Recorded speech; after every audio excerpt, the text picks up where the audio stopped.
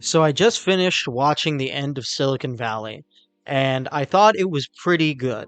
However, there were a few mistakes that I think they made narratively that cost them from a good ending to a great ending. And I really think I can boil it down to three core complaints that I have. But before I expound upon those, let's just cover what actually happens in the episode. So the final episode begins with the aftermath of the Rustfest celebration and the securing of the AT&T contract. So basically, they've successfully landed the AT&T contract, and they're going to launch HyperNet and the decentralized internet on the AT&T network. And as a result, they're going to make billions of dollars and finally succeed in what they've been trying to accomplish. That is the start of the episode. Throughout the beginning of the episode, you essentially discover through Richard that the network that they have built is so powerful that it would actually end privacy as a concept, and as a result, all the core characters agree that they are going to intentionally sabotage the launch to not only prevent HyperNet from being launched, but also make such a spectacle of their failure that no one else will ever attempt to do the decentralized internet again, and thus, quote unquote, save the world. In this scene where they all decide to do this plan, Dinesh, one of the core characters, leaves, saying that if he is still around, he will try and prevent them from sabotaging the launch, and in an act of goodness is going to remove himself from the situation to ensure that they sabotage the launch and save the world.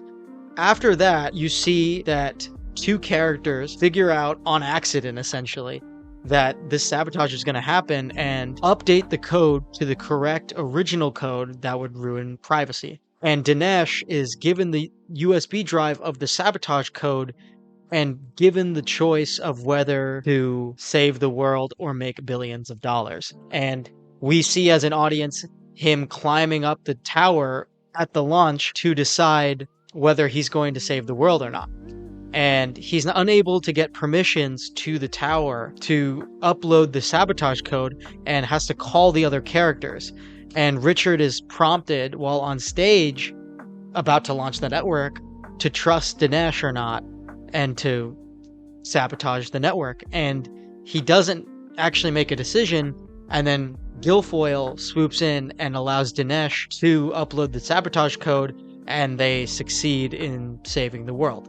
After that, there's some funny documentary-style epilogue stuff. That's the ending.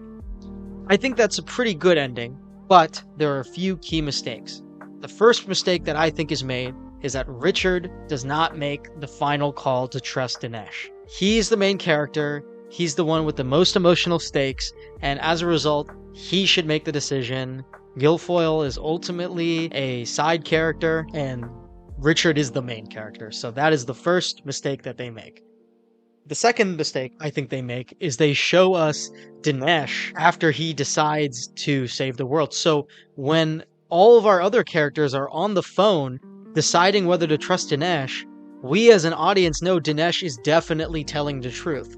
And as a result, there's not another layer of tension that could be there. So what I'm proposing is that after Dinesh leaves them originally, removing himself to prevent the sabotage of the launch, earlier in the episode when they all decide to save the world and he removes himself, that is the last time we should see Dinesh until afterwards when Richard has made the call. So in my ideal cut of the story, you see Dinesh leave, removing himself. The next time Dinesh enters the story is when Richard is on the phone with everybody and they don't know whether to trust him. And Richard makes the call and he saves the world. At which point in the epilogue documentary element of the story, we get to see Dinesh's side of the story, because really it's an epilogue type fill in the blank moment. And if we find out earlier in the episode, we essentially kill a lot of tension. The third complaint I had was sort of a preference, which is that they should not have cut the epilogue documentary in with the core narrative. I think that they did it for pacing purposes, because if you just had the beginning of the episode be the core narrative and then the second half of the episode be the documentary footage, it could become pretty boring for the audience. but I think that that is ultimately a risk worth taking because the audience is invested at this point in the finale of the show. You've got some rope. I think you should take it, and the audience can pay attention to that. Instead, they intercut it with the actual episode. It works pretty well for a pacing perspective, but you lose a lot of narrative tension that is really important in a finale like this. So, like the show, had a good ending, could have been a great ending.